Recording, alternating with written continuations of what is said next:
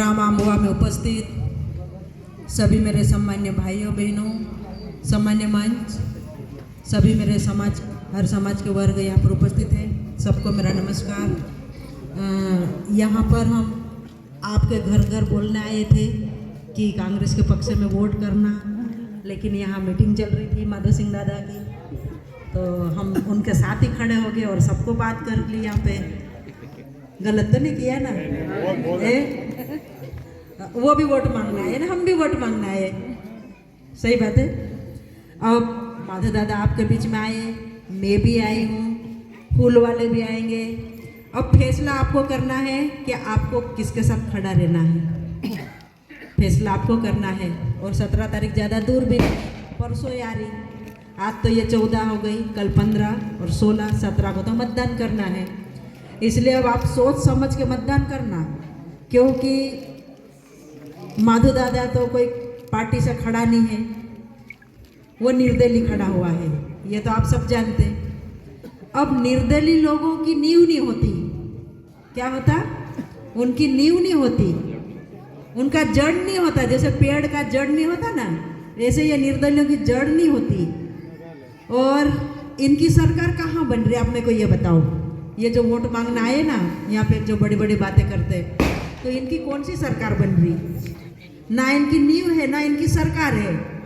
अब आप समझ सकते हो कि वो सिर्फ उनकी कुर्सी के लिए आपसे वोट मांग रहे हैं, और उनको वोट देना मतलब हमारे खुद के वोट को खराब करना, बेकार करने वाली बात है। आपका वोट व्यर्थ हो जाएगा अगर उसको वोट दिया तो, ये कोई काम का नहीं रहने वाला है। रही बात भाजपा की, भाजपा को वोट देना मतलब विनाश को वोट देना। भाजपा हमेशा शोषण करने वाली पार्टी है, और इतने 18 सालों से भाजपा का ही राज चल रहा, और हम सबको क्या फायदा हुआ और क्या फायदा नहीं हुआ, ये मेरे से ज़्यादा अच्छे आप जानते हो ना। हमारे बच्चों को नौकरियां नहीं लगी आज तक, महिलाओं को सम्मान नहीं मिला, जो जो योजनाएं चली थी वो योजनाएं जमीन पे आई नहीं। इन्होंने हमेशा झूठ बोलने का काम किया। और आज यहाँ पर जिस समाज में उपस्थित हूँ, मेरे लिए हर समाज मेरा परिवार है, मेरे लिए हर वर्ग मेरा परिवार मानती हूँ। और पटेल परिवार ने हमेशा से यही सोच रखी है कि हमारे दरबार में जो भी आता कभी खाली नहीं आता। और आपने भी मुझे आपके प्रोग्राम, मंदिर के प्रोग्राम में बुलाया, मैं उस मंदिर से लेकर इस मंदिर तक आपकी चुनरी यात्रा में शामिल हुई थी। वो भगवान का काम है, ये भगवान ने मुझे आपके बीच में लाके चुनरी यात्रा में शामिल करवाया, ये मेरा सौभाग्य है। अब मैं ये चाहूँगी कि आप लोग आपके वोटों से मुझे विधायक बनाएं, और मैं बार बार आपके बीच में आऊँ और आपका काम करती रहूँ। हमारे कमलनाथ जी और कांग्रेस की सरकार ने निर्णय लिया है, विधवा पेंशन, वृद्धा पेंशन, दिव्यांग पेंशन जो 300 रुपये थे उसके 600 रुपये किए हैं, जिसके 600 रुपये थे उनके 1200 रुपये किए हैं। और पिछड़ा वर्ग OBC 27% आरक्षण देने की बात की है, हमने मैनिफेस्टो में लिया है। दिल्ली में जो सोनिया जी के साथ हमारी मीटिंगें हुई, सबसे पहले आपको आरक्षण देने की बात रखी है। ये हमारे लिए बहुत अच्छा अवसर है, 5 साल में एक बार अवसर आता है, और इस अवसर को आपको खोना नहीं है। ये 5 साल में जो अधिकार हमको मिलता है एक वोट डालने का, इसका सही उपयोग करें हम। अगर हमने कहीं किसी की बातों में आकर गलत उपयोग कर दिया, तो आप ये समझना कि सामने वाला जो खड़ा व्यक्ति है उसका कुछ नहीं जाएगा।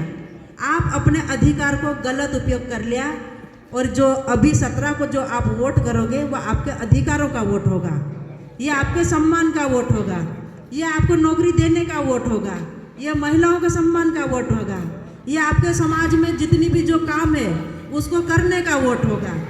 इसलिए मैं आप सभी से निवेदन करूंगी कि आप किसी की बातों में ना आना।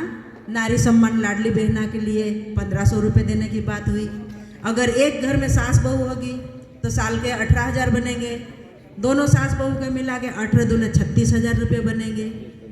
गैस टंकी का भाव 500 जो भाजपा ने 1200 रुपये कर रखा, कांग्रेस घटा के 500 रुपये में देने वाली है। आप लोगों को पेंशन मिलने वाली है। जितने भी सरकारी कर्मचारी हैं उन कर्मचारियों को ओल्ड पेंशन के रूप में वापस पेंशन चालू होने वाली है।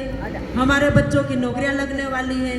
तो बहुत सारे ऐसे काम हैं जो हम करने जा रहे हैं। और आप सब अब ये ध्यान रखना कि फूल वाले भी आएंगे, निर्दलीय भी आएंगे और हम कांग्रेस वाले भी आए, लेकिन निर्णय आपको करना है कि जो आपके साथ दुख सुख में खड़ा रहता है, जो आपके काम में करने के लिए आगे बढ़ता है, ऐसे व्यक्ति के साथ आपको खड़े रहना है।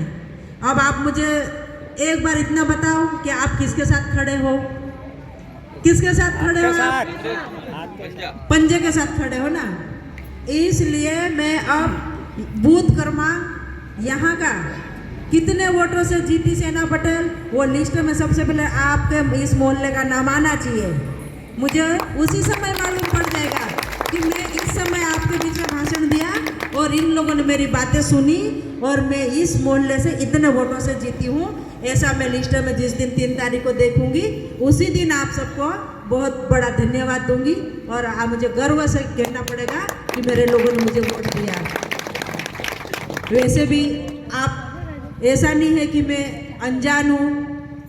मेरे ससुर जी स्वर्गीय वेस्ता जी पटेल ने भी हमेशा जन सेवा की है, गरीबों की सेवा की है। मेरे पति महेश पटेल ने भी हमेशा किसी सीट पे नहीं रहते हुए भी हर वर्ग की मदद की है। तो हो सकता है कि हम जीवन भर आप लोगों की सेवा करते रहे। हमको ऊपर वाले ने सेवा करने के लिए ही बनाया है। मैं चाहूँगी कि हमने हमारे घर के पैसों से सेवा की है। हमको किसी सीट की ज़रूरत नहीं थी, फिर भी हमने जिसको जहाँ जैसी ज़रूरत लगी कभी हमने मना नहीं किया। हमारा पटेल परिवार का दरवाज़ा हमेशा हर समाज के लिए खुला है और आप भी डायरेक्ट बात करो, डायरेक्ट आके मिलो, कोई आपको मना नहीं करेगा। जो भी काम होगा हम करने के लिए तैयार है। बाकी पटेल साहब आप सब मिलकर निर्णय लेना और कांग्रेस के पक्ष में वोट करना। आप सबको बहुत बहुत धन्यवाद। जिंदाबाद जिंदाबाद जिंदाबाद। आप देख रहे हो MH न्यूज आपके साथ।